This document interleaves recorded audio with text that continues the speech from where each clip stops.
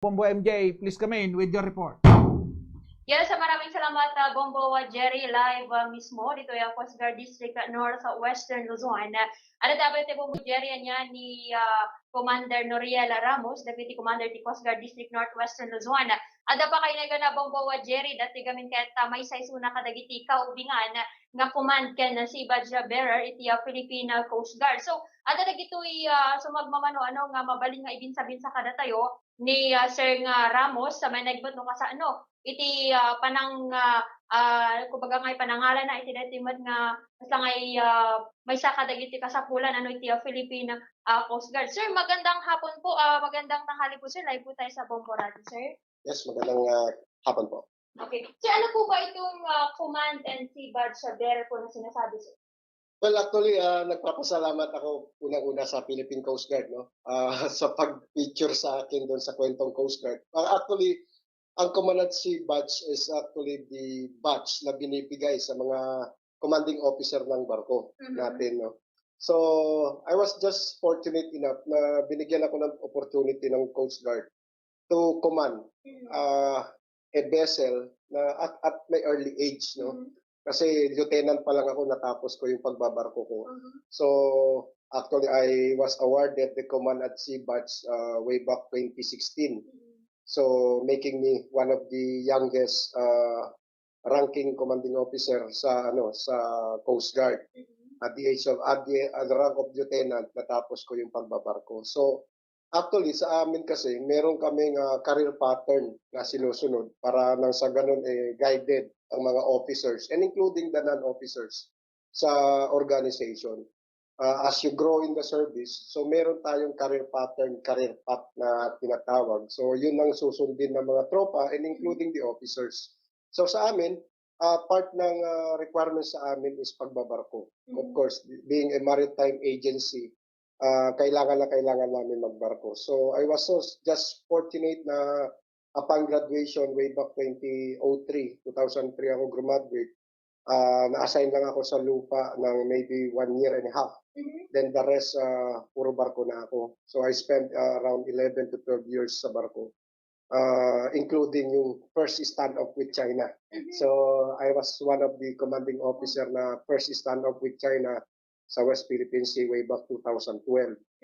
So yun lang naman, na-share ko lang yung experiences sa barko and somehow to give inspiration sa ating mga officers, young officers na nagsusumikap din na matapos yung pagbabarko nila sa ngayon. Okay. Sir, sa pagkakalang po kayo po, isa po kayo sa pinakababata. Hindi ba mahirap para sa inyo din? Well, mahirap at the same time fulfilling, ano? Kaya sinabi ko doon na ang pagbabarko kasi that makes us as a Coast Guard man. So kapag nagkapagligtas ka ng tao, yun yung isa sa pinakamasayang yugto ng karir na hindi matutumbasan ng kahit anong halaga ng pera or whatever, no? Kaya sa amin, maituturing ko personally sa akin, ang pagiging Coast Guard is a noble profession talaga. Kumbaga noble in the sense na walang katumbas na kaligayahan at halaga ng pera ang makapagligtas ka ng buhay ng tao. So, sabi ko nga dun, sa dami ng search and rescue operations, isa yung tumatag talaga sa puso at isipan ko. That makes me stay in the Coast Guard is yung isang yakap, isang pasalamat ng isang anak na ibinalik namin buhay ang kanyang ama. So nailigtas namin yung ama niyang mangingisda. So that was I think 2015 na Paskong Pasko. So 24 nagno-Noche Buena kami, tapos biglang may tawag na may distress. So biglang empake namin yung mga pagkain namin at pinauwi yung mga kamag-anak namin na makikisalo sa party. So pina-stay namin dun sa pier kasi kailangan namin umalis at tawag ng tungkulin. So nakapag-rescue kami ng DC-6 yun, 16 na fishermen na palubog na yung kanilang bangka. Mm. At nung binalik namin sa port, nandun yung mga pamilya, yung doon nagbago yung pananaw ko sa pagiging Coast Guard. Nung niyakap ako nung isang batang paslit na umiiyak, na nagpasalamat na binalik sa Paskong yun, binalik ng buhay ang kanyang ama. So yun yung isa sa mga pinaka-tumatak na experiences ng search and rescue na pagiging Coast Guard. Okay. Sir, sa tinagal nyo na po sa serbisyo, pagkakalam ko, sir, marami na kayo talagang, kumbaga, yung mga rescue operation na, kumbaga, pinuntahan sa mga ni-rescue po. Yes, actually, hindi na namin binibilang yung ano, no? Kasi every time na may tawag ng, tungkulin, talagang ang Coast Guard naman ay nakahanda. So, nung kasagsagan lang yun, nasa barko kami kasi kung kailan na merong weather disturbances, saka kami umaalis. No? So, yun po yung isa sa mga fulfilling na experience na masasabi ko hindi matutumbasan ng kahit anong pera or ano. Okay. So, nasabi niyo din kanina sa mga ilang taon din kayo na, kumbaga, na-deploy sa karagatan. So, ilang beses lang kayo na deploy sa, kumbaga, sa lupain. Sir, gaano po kahirap, sir, kasi malayo po sa pamilya, sir, no? Yes, isa sa mga sakripisyo yan sa pagiging abort sa barko. Yun talaga kasi iniisip na lang namin ito yung sinumpa namin tungkulin. So kailangan namin i-endure yung mga sakripisyo na ito para sa bayan, no? Para na rin sa pamilya. At the same time, nakikita kasi ng mga lalo silang nagiging proud pagka nakita sa mga news na may nailigtas na naman kaming buhay. So it makes us fulfilled na talagang yung walang hindi mo maikukumpara na kaligayahan sa puso. So kahit walang tulog, 3 araw, 2 araw, walang tulog, maalon, talagang masaya masaya. At the same time, yun yung nagbigay sa amin ng pagkakataon. Siyempre, kaya hindi ko naman inaakala na malibot ko yung buong Pilipinas, di ba? So, being a Coast Guard, siguro yun yung isa sa mga perks ng pagiging Coast Guard kasi nalibot ko yung buong Pilipinas. So, kasi nasa barko kami for 11 years. So, na-assign ako sa Norte, sa South, sa Visayas, so Luzon, Visayas, Mindanao, including international kasi may mga international maritime exercises tayo na sinasali like Indonesia, yung MARPOLEX, yung Maritime Pollution Exercise with Indonesia. So may mga chances na nakapunta tayo ng Indonesia, nakapunta tayo ng Malaysia, or mga exercises na with our counterparts. Okay. So sa mo sa barko, sir, hindi po ba mahirap din? Yun nga, mahirap na masaya. Kasi ang buhay barko kasi talagang, may mga instances na may mga birthdays ng mga pamilya na wala tayo dahil unahin natin yung mission. Pero nonetheless, meron naman tinatawag na rest and recreation, so R&R.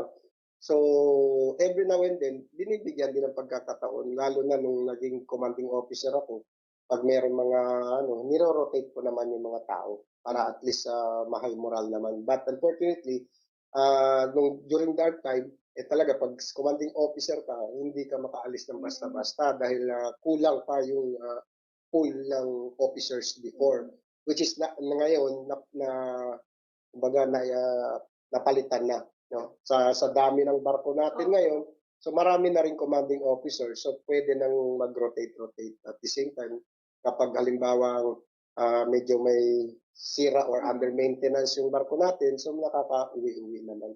Okay. Talaga nakikita talaga sa yung passion niyo, sir, yung sa trabaho niyo. Pero tama na po mo dyan niya, Commander Noriela Ramos, awan na nagiti may damag ko mo dyan, malak si Dala Rabel, nagiti ka rin na damag mo.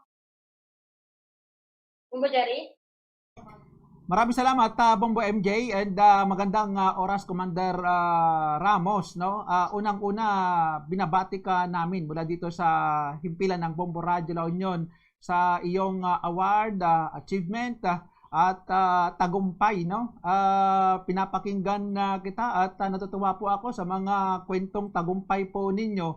And naipaparating natin ngayon sa ating mga kababayan na hindi rin po pala madali yung mga pinagdaanan po ninyo sa pagbabarko. And gayon man ay naging fulfilling po ito sa inyo, lalo-lalo na nga po nung nabanggit nyo kanina na nakapag